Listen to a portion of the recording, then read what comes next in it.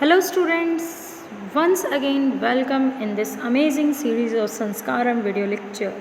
This is your SS Teachers class 7 chapter number 3 Delhi Sultan. This is our lecture number 24. Dear student, in my previous lecture we already discussed about some important point of this chapter. Now let's continue. Our next topic is from garrison town to empire, the expansion of Delhi Sultanate. My dear student, अब हम garrison town से पढ़ेंगे इस chapter तक to empire तक and the expansion, that means Delhi सल्तनत कहाँ कहाँ तक फैली. What is the meaning of garrison town? Garrison town a fortified settlement with shoulders. Garrison town वो टाउन थे जहाँ पर अब कौन रहेंगे, जितने भी सैनिक थे. Now see this building.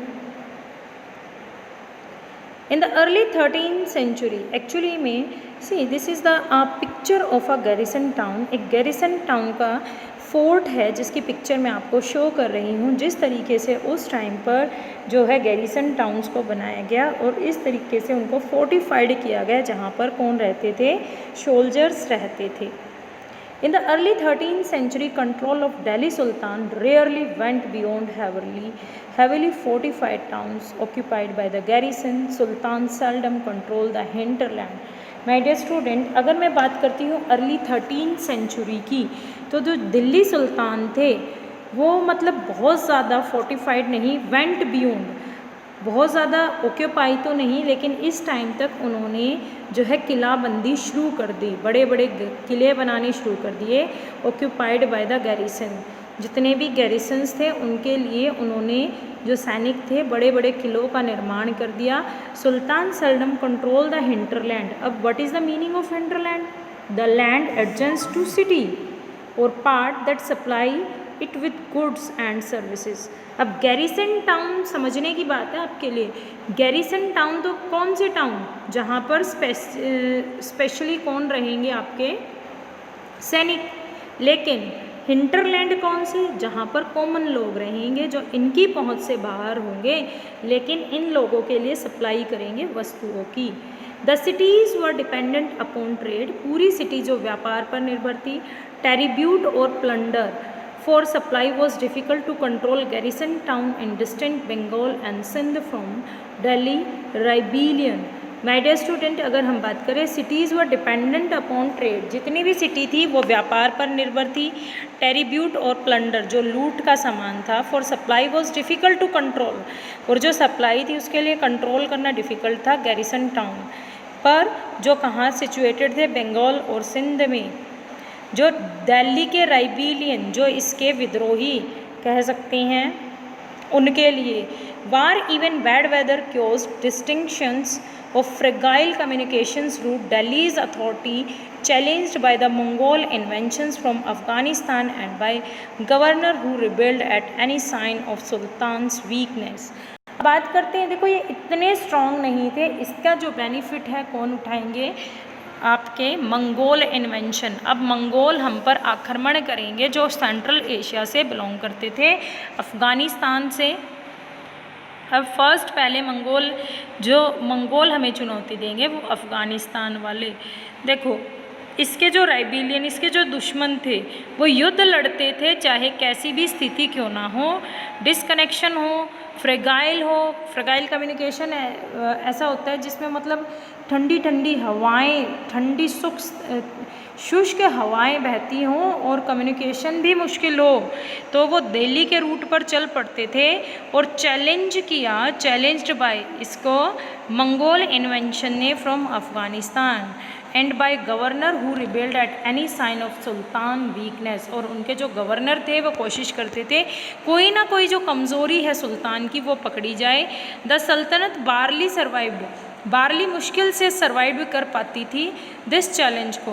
कंसोलिडेशंस occur during the region of Ghiyasuddin Balban. उनका जो सबसे ज़्यादा उस टाइम पर कंसोलिडेशन रहा वो किसके समय में रहा, जो आपके गयासुद्दीन बलबन थे और अलाउद्दीन खिलजी थे. And Mohammad Tughlaq first set of campaign. उन्होंने जो सैनिक योजन थे, मतलब सैनिक जो चलते थे, कैंपेन करते थे अलोंग विद इंटरनल फ्रंटियर, इनके इंटरनल फ्रंटियर पर ऑफ सल्तनत, aimed at consolidating the hinterland. इनका जो मेन एम था कंसोलिडेट, जब्त करना या उन पर उनको अपने कंट्रोल में कर लेना होता है, कंसोलिडेटिंग जितने भी हिंटरलैंड थे जहाँ से सामान आता था, of the garrison town. Campaign involve forest being cleared, जिसके लिए इन्होंने यहाँ के फॉरेस्ट को साफ किया, and Ganga Yamuna Doab, expulsion of hinter gatherer and pastoralists from their habitat land were given to peasant agriculture encouraged। My dear student, इन लोगों ने क्या किया, जितने भी गैरिसन टाउन में शोल्डर रहते थे इनको लगातार जो है अपनी इनकम और सामान के लिए इन लोगों ने गंगा यमुना और दोआब के जो है फॉरेस्ट उनको क्लियर कर दिया। और इस ज़मीन को किससे लेकर, जो यहाँ पर शिकारी थे, खाना बदोश थे या पेस्ट्रोलिस्ट थे, उन सबसे इस ज़मीन को लेके पीजेंट्स को दे दिया, दैट मीन्स फार्मर्स को दे दिया। New fortress garrison town and towns were establish to protect trade route to promote regional trade.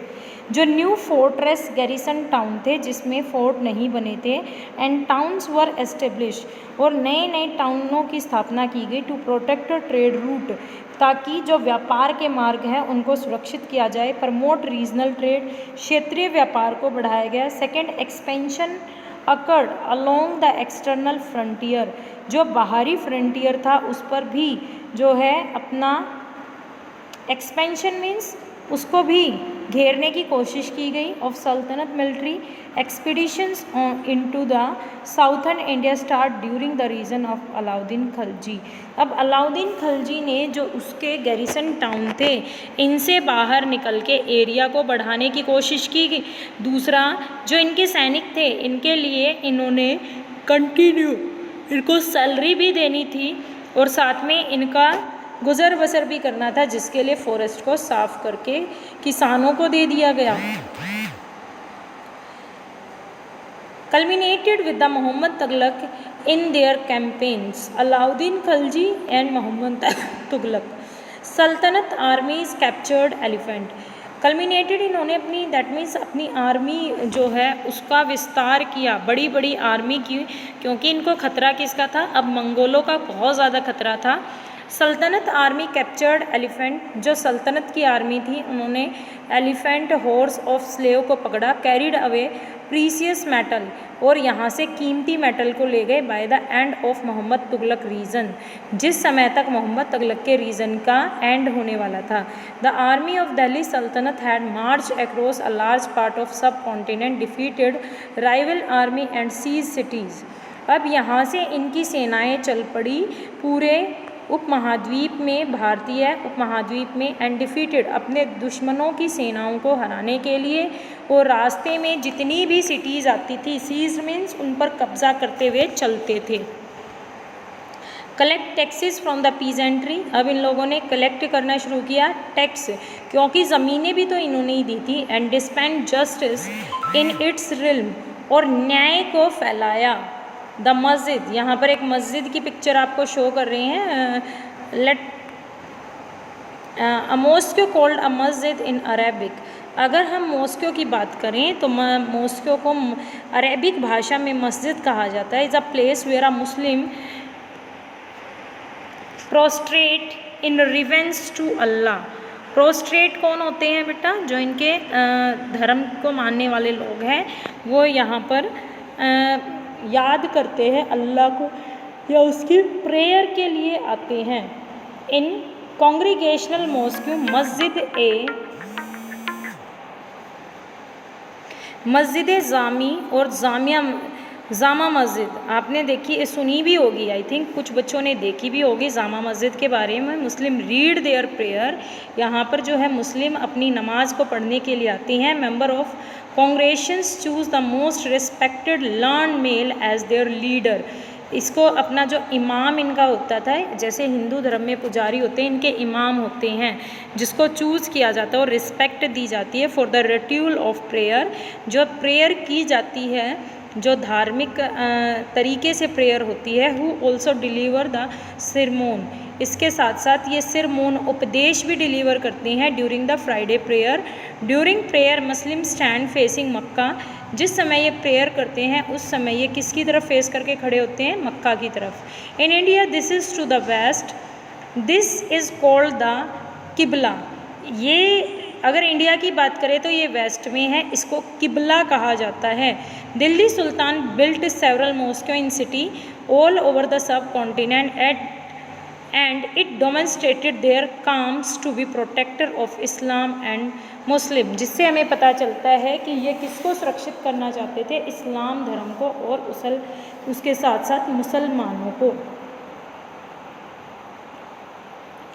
Actually में हमने ये जो चैप्टर पढ़ा है इसको थोड़ा सा आपको समझने में ज़रूर थोड़ा सा टाइम लगेगा, क्योंकि इस लेक्चर में जो मैंने आपके साथ शेयर किया है गैरिसन टाउन टू एम्पायर, कि दिल्ली सुल्तान जो थे अब अपना फैलाव करना उन्होंने शुरू कर दिया, दिल्ली सल्तनत को फैलाना शुरू कर दिया। सबसे पहले इन्होंने हिंटरलैंड बसाए, गैरिसन टाउन में इन्होंने सैनिकों को रखा। हिंटर टाउन होते थे या हिंटरलैंड जो होते थे अंदरूनी हिस्से जहाँ पर कॉमन लोग रहते थे। अब क्या किया इन लोगों ने, जो फॉरेस्ट वगैरह था उनको साफ़ करके किनको दे दिया? जो लोग थे, पीजेंट थे, क्योंकि वहाँ से अब इनको टैक्स लेना था, इनकी सैलरी आएंगी टैक्स से और इनकी ज़रूरतें वहीं से पूरी होनी थी। तो धीरे धीरे अब अगर हम बात करें मोहम्मद तुगलक की, और उसके साथ साथ अब इनको डर लग गया था मंगोलों के एक्सपेडिशन का। दैट मीन्स जो मंगोल थे वो उस तरफ से तैयार खड़े थे कि कैसे ना कैसे सुल्तनत की कोई या सुल्तान की कमज़ोरी को पकड़ा जाए और इन पर आक्रमण किया जाए, जिसके लिए मोहम्मद तुगलक ने अपने आप को तैयार करना शुरू कर दिया था। तो इस तरीके से हमने यहाँ पर डिस्कस किया। उसके बाद हमने एक जो अनदर कंसेप्ट यहाँ पर आया, मस्जिद। मस्जिद क्या होती है बेटा? एक्चुअली में मस्जिद वो एरिया होती है जहाँ पर मुसलमान जाकर जो है पूजा करते हैं। उसका जो सबसे मेन जो बीच वाला एरिया होता है मक्का की तरफ जिसका फेस होता है उसको किबला कहा जाता है। और जो इनका धार्मिक गुरु होता है जिसको ये चूज़ करते हैं उसको इमाम बोला जाता है। ये हर रोज़ नमाज़ पढ़ते हैं और शुक्रवार को इनकी स्पेशल जो नमाज होती है जिसमें इनके इमाम जो है उपदेश भी देते हैं। यहाँ तक ये चैप्टर आई थिंक आपको समझ आया होगा। Please like, share and subscribe our YouTube channel. Thank you student, thank you very much.